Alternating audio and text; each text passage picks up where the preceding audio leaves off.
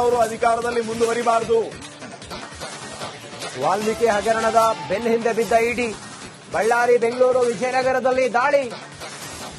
ಅಧಿಕಾರಿಗಳ ದಾಳಿ ವೇಳೆ ದಾಖಲೆಗಳು ಪತ್ತೆಯಾಗಿದ್ದಾವೆ. ನಾಗೇಂದ್ರಗೆ ವಾಲ್ಮೀಕಿ ಹಗರಣ ಕಂಟಕ ಆಯ್ತಾ? ವಾಲ್ಮೀಕಿ ಹಗರಣದ ಬೆನ್ನ ಹಿಂದೆ ಇಡಿ ಅಧಿಕಾರಿಗಳು ಬಿದ್ದಿದ್ದಾರೆ. ಯಾವಾಗ ನಾಗೇಂದ್ರ ಅವರ ಪಿಎಸ್ ಬರೆದಂತ ಡೈರಿಯಲ್ಲಿ ಯಾರ್ಯಾರಿಗೆ ಹಣ ಸಂದಾಯ ಆಗಿತ್ತು ಅನ್ನುವ ದಾಖಲೆ ಸಿಕ್ತೋ, ಆ ದಾಖಲೆಯ ಆಧಾರದ ಮೇಲೆ ಇಡಿ ಅಧಿಕಾರಿಗಳು ಯಾರ ಹೆಸರು ಉಲ್ಲೇಖ ಆಗಿತ್ತು ಅವರ ಮನೆ ಮೇಲೆ ದಾಳಿ ಮಾಡಿ ಬೆಳ್ಳಂಬೆಳಿಗ್ಗೆ ಈಗ ಪರಿಶೀಲನೆಯನ್ನ ಮಾಡ್ತಾ ಇದ್ದಾರೆ. ಇವರ ಮನೆ ಮೇಲೆ ದಾಳಿ ಮಾಡಿದಾಗ ಕೆಲವು ಮಹತ್ವದ ದಾಖಲೆಗಳು ಸಿಕ್ಕಿದ್ದಾವೆ ಅನ್ನೋದ್ರ ಬಗ್ಗೆ ಮಾಹಿತಿ ಸಿಕ್ಕಿದೆ. ಬಳ್ಳಾರಿ ಸೇರಿದಂತೆ ಬೆಂಗಳೂರಿನಲ್ಲೂ ಕೂಡ ಇಡಿ ಅಧಿಕಾರಿಗಳು ದಾಳಿ ಮಾಡಿದ್ದಾರೆ. ಶ್ರೀರಾಮುಲು ನಮ್ ಜೊತೆಯಲ್ಲಿ ಮಾತಾಡ್ತಾ ಹೇಳ್ತಾ ಇದ್ರು, ಇದೇ ವಾಲ್ಮೀಕಿ ಅಭಿವೃದ್ಧಿ ನಿಗಮದ ಹಣದ ರೊಕ್ಕದಿಂದ ನನ್ನನ್ನು ಸೋಲಿಸಿದ್ರು. ಇವರು ಹೆಂಗ ಬೇಕೋ ಹಂಗೆ ದುಡ್ಡು ಖರ್ಚು ಮಾಡಿದ್ರು. ದುಡ್ಡಿನಿಂದ ನನ್ನನ್ನು ಸೋಲಿಸಿದ್ರು. ಯಾವ ದುಡ್ಡು ಕೇಳಿದ್ರೆ ಇದು ವಾಲ್ಮೀಕಿ ಅಭಿವೃದ್ಧಿ ಹಗರಣದ ದುಡ್ಡು. ಇವರಿಗೆ ಶಿಕ್ಷೆ ಆಗ್ಬೇಕು, ಅಧಿಕಾರದಿಂದ ಕೆಳಗಿಳಿಬೇಕು ಇವರು ಅಂತೇಳಿ ಹೇಳ್ತಾ ಇದ್ರು.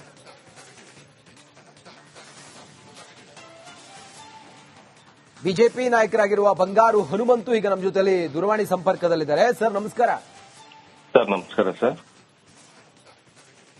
ನಾಗೇಂದ್ರ ಸೇರಿದಂತೆ ಬಳ್ಳಾರಿ ಕಾಂಗ್ರೆಸ್ ಮುಖಂಡರ ಮನೆ ಮೇಲೆಲ್ಲ ಇಡಿ ರೇಡ್ ಆಗಿದೆ. ತಾವು ಇದನ್ನು ಹೇಗೆ ನೋಡ್ತಾ ಇದ್ದೀರಿ ಸರ್? ಅಲ್ಲ, ನಿಮ್ಗೆಲ್ಲ ಗೊತ್ತಿರುವ ಹಾಗೆ ವಾಲ್ಮೀಕಿ ಅಭಿವೃದ್ಧಿಯ ನಿಗಮದಿಂದ ಇವರೇನು ಹಣ ದೋಚಿದ್ರಲ್ಲ, ಇವತ್ತು ಇಡೀ ದಾಳಿ ಮಾಡಿರ್ತಕ್ಕಂಥದ್ದು ಶಾಸಕರಲ್ಲಿ ಬಹುತೇಕ ಶಾಸಕರು ನಮ್ಮ ವಾಲ್ಮೀಕಿ ಸಮಾಜದವ್ರೆ. ನಿಮ್ಗೆಲ್ಲ ಗೊತ್ತಿರೋ ಬಗ್ಗೆ ಇವತ್ತು ತುಕಾರಾಮ್ ಅವರು ಏನ್ ಎಂಪಿ ಆಗಿದಾರಲ್ಲ, ಅದು ವಾಲ್ಮೀಕಿ ಅಭಿವೃದ್ಧಿ ನಿಗಮದಿಂದ ಹಣದಿಂದ ಅವರು ಎಂಪಿ ಆಗಿರೋದು.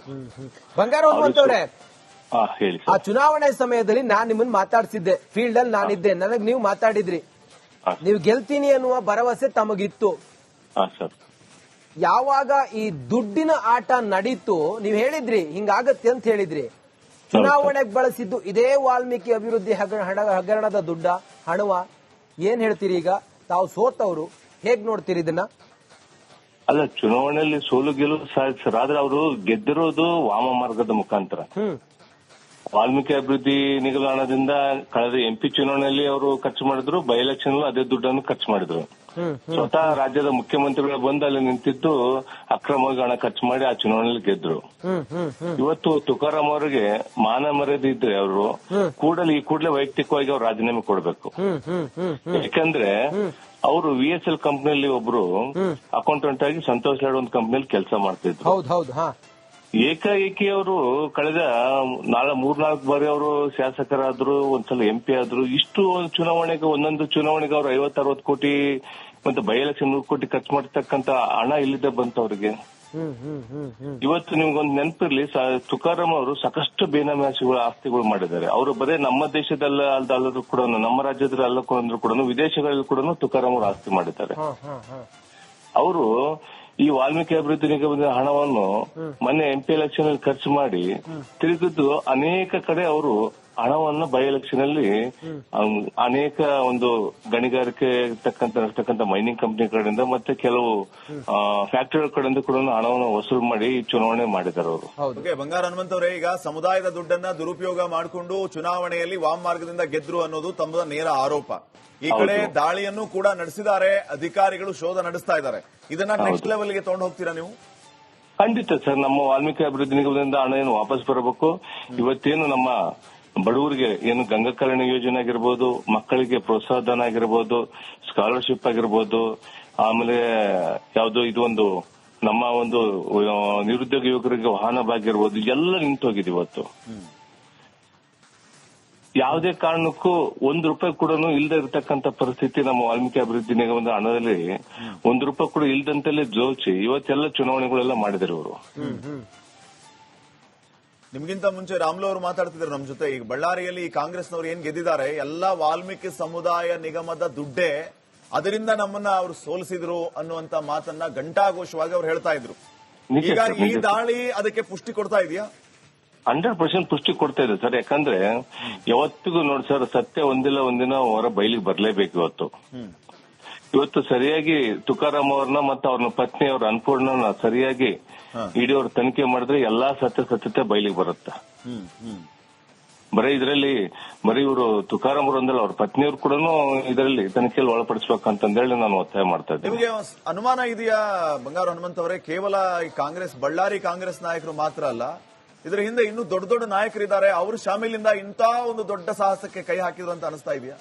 ಖಂಡಿತ. ಇದರಲ್ಲಿ ರಾಜ್ಯದ ಮುಖ್ಯಮಂತ್ರಿಗಳು ಸಿದ್ದರಾಮಯ್ಯನವರು ಇದ್ದಾರೆ ಮತ್ತು ಉಪಮುಖ್ಯಮಂತ್ರಿಗಳಾದ ಡಿ.ಕೆ. ಶಿವಕುಮಾರ್ ಇದ್ದಾರೆ. ಯಾಕಂದ್ರೆ ಡಿ.ಕೆ. ಶಿವಕುಮಾರ್ ಮತ್ತು ನೆಕ್ಕುಂಟಿ ಏನ್ ಹಿಂದೆ ಅವರು ನಾಗರಾಜ್ ಅವರು ಇದ್ರಲ್ಲ, ನೀವು ನೋಡ್ತಾ ಇರ್ಬೋದು, ಅವ್ರನ್ನ ಹೆಲಿಕಾಪ್ಟರ್ ಅಲ್ಲಿ ಸ್ವಂತ ನೆಕ್ಕುಂಟಿನ ಕರ್ಕೊಂಡೋಗಿ ಬಂದು ಹವಾಲ ಎಲ್ಲ ವಸೂಲ್ ಮಾಡಿ ಪೆಟ್ರೋಲ್ ಬಂಕ್ಗೆ ಹಾಕಿದ್ರು, ವಾಲ್ಮೀಕಿ ನಿಗಮದ ಹಣವನ್ನ ಬಂಗಾರದ ಅಂಗಡಿಗಳಿಗೆ ಹಾಕಿದ್ರು. ಇದಕ್ಕೆಲ್ಲ ಕಾರಣಪ್ಪ ಅಂತಂದ್ರೆ ಏನ್ ಹಿರಿಯರು ಕಾಂಗ್ರೆಸ್ ಹೈಕಮಾಂಡ್ ಕೂಡ ಇದರಲ್ಲಿ ನೇರವಾಗಿ ಇನ್ವಾಲ್ವ್ ಆಗಿದೆ. ಇದರಲ್ಲಿ ಅಂದ್ರೆ ನೀವು ಹೇಳ್ತಾ ಇರೋದು ಮುಖ್ಯಮಂತ್ರಿ ಸಿದ್ದರಾಮಯ್ಯ, ಡಿಸಿಎಂ ಡಿ.ಕೆ. ಶಿವಕುಮಾರ್ ಕೂಡ ಇದರಲ್ಲಿ ಇನ್ವಾಲ್ವ್ ಆಗಿದ್ದಾರೆ ಅಂತ? ಖಂಡಿತ ಇನ್ವಾಲ್ವ್ ಆಗಿದೆ. ಹಾಗಿದ್ರೆ ಇಡಿ ತನಿಖೆ ಅವ್ರನ್ನ ಹೋಗಿ ಟಚ್ ಮಾಡುತ್ತೆ? ಅದ್ರ ಬಗ್ಗೆ ನಮಗೆ ಗೊತ್ತಿಲ್ಲ ಸರ್. ನೀವು ನಿರೀಕ್ಷೆ ಮಾಡಿದೀರಾ ಅದಾಗಬೇಕು ಅಂತ ಬಯಸ್ತೀರಾ? ತಪ್ಪು ಮಾಡಿದ್ರೆ ಯಾರೇ ಆಗ್ಲಿ ಅದು ಅನುಭವಿಸಲೇಬೇಕು. ಯಾರೇ ತಪ್ಪು ಮಾಡಿದ್ರು ಕೂಡ ಅದಕ್ಕೇನು ಬಡವರಿಗೊಂದು ಅಥವಾ ಶ್ರೀಮಂತರಿಗೊಂದು ಅಂತಲ್ಲ. ಅಧಿಕಾರದಲ್ಲಿ ಇವತ್ತು ಇರ್ಬೋದು, ಆದ್ರೆ ಇವ್ರೇನು ದುರಾಡಳಿತ ಮಾಡ್ಕೊಂತ ಹೊಂಟಿದಾರಲ್ಲ ಇವತ್ತು. ನಮ್ಮ ಸಿದ್ದರಾಮಯ್ಯನವರು ಬಂದಾಗ್ಲಿದ್ದ ವಾಲ್ಮೀಕಿ ಸಮಾಜಕ್ಕೆ ಅನೇಕ ಟಾರ್ಗೆಟ್ ಮಾಡೇ ಮಾಡ್ತಾ ಇದಾರೆ. ಎಕ್ಸಾಂಪಲ್, ನಿನ್ನೆ ದಯಾನಂದರು ಕೂಡ ಪೊಲೀಸ್ ಕಮಿಷನರ್ ಅವರು, ಅಲ್ಲಿ ಯಾವ್ದೋ ಒಂದು 11 ಜನ ಸತ್ತ ಹೊತ್ತು ನಮ್ಮ ದಯಾನಂದರು ವಾಲ್ಮೀಕಿ ಸಮಾಜದ ಒಬ್ಬ ಅಧಿಕಾರಿ, ಅವ್ರನ್ನು ಕೂಡ ಅಮಾನತ್ ಮಾಡಿದ್ರು. ಸೊ ಇದನ್ನ ನೀವು ಯಾವ ರೀತಿ ನೋಡ್ತೀರಿ? ಅಂದ್ರೆ ಈಗ ವಾಲ್ಮೀಕಿ ಸಮುದಾಯ ಅನ್ನೋದನ್ನ ಹೊರತುಪಡಿಸಿದ್ರೆ ಸದ್ಯ ಈ ರೀತಿಯ ಬೆಳವಣಿಗೆ ಆಗಿರೋದು, ತಾವು ಹೇಳ್ತಾ ಇದ್ರಿ ವಾಮ್ ಮಾರ್ಗದಿಂದ ನಮ್ಮನ್ನ ಸೋಲಿಸಿದ್ರು ಅಂತ ಹೇಳಿ. ನಿಜ.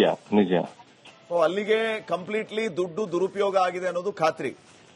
100% ದುರುಪಯೋಗ ಆಗಿದೆ ಸರ್. ಅದ ಮೇಲ್ನೋಟಕ್ಕಿದ್ರೆ ಅಕೌಂಟ್ ಅಲ್ಲಿ ಇವತ್ತು ಅಕೌಂಟ್ ಅಲ್ಲೇ ಲೂಟಿ ಮಾಡಿರ್ತಕ್ಕಂಥ ಸರ್ಕಾರ, ಅಕೌಂಟ್ ಅಲ್ಲಿ ತಿಂದು ತೆಗಿತಕ್ಕಂಥ ಸರ್ಕಾರ ಅಂತ ಯಾವ್ದನ್ನಿದ್ರೆ ಅದು ಕಾಂಗ್ರೆಸ್ ಸರ್ಕಾರ. ಈ ದಾಳಿನ ನಿರೀಕ್ಷೆ ಮಾಡಿದ್ರ ಹನುಮಂತ್ ಅವರೇ? ಇಲ್ಲ, ನಾವು ಮಾಡಿಲ್ಲ ಸರ್. ನಾವು ದಾಳಿನ ನಿರೀಕ್ಷೆ ಮಾಡಿಲ್ಲ. ಈ ತರ ಆಗಿದೆ ಅನ್ನೋದನ್ನ ಅನ್ಕೊಂಡಿದ್ರ? ಈ ತರ ಆಗಿದೆ ಅಂತಂದೇಳಿ ಮೊದ್ಲದ ಅನ್ಕೊಂಡಿದ್ರು. ಸಂಬಂಧ ಹೋರಾಟ ಕೂಡ ಮೊದ್ಲದ ಮಾಡ್ಕೊಂತ ಬಂದಿವಿ. ಏನಿದು ಬಂಡ ಸರ್ಕಾರ ಇವ್ರೇನಂತಂದ್ರೆ ಸಿದ್ದರಾಮಯ್ಯನವರು ಅವರ ಒಂದು ತನಿಖಾ ಅಂತ ಕೈ ಕೆಳಗಿರ್ತಕ್ಕಂಥ ತನಿಖಾ ಸಂಸ್ಥೆಗಳಿಂದ ಇವತ್ತು ಅದನ್ನೆಲ್ಲ ಮುಚ್ಚಾಕಂತ ಪ್ರಯತ್ನ ಮಾಡ್ತಾ ಇದ್ರು. ಆದ್ರೆ ಇವತ್ತು ಇಡಿಯವರು ಶಾಖೆಗೆ ತನಿಖೆ ಮಾಡಿದ್ರಿಂದ ಎಲ್ಲ ಬಯಲಿಗೆ ಬಂದೇ ಬರುತ್ತಲ್ಲ. ಈಗ ನಿಮ್ಮ ಹೋರಾಟಕ್ಕೆ ಇನ್ನೊಂದು ಮಗ್ಗಲು ಸಿಗುತ್ತಾ? ಈ ರೀತಿಯ ಬೆಳವಣಿಗೆಯಿಂದ ನೀವೇನು ಆಗ್ರಹಿಸ್ತೀರಿ? What next?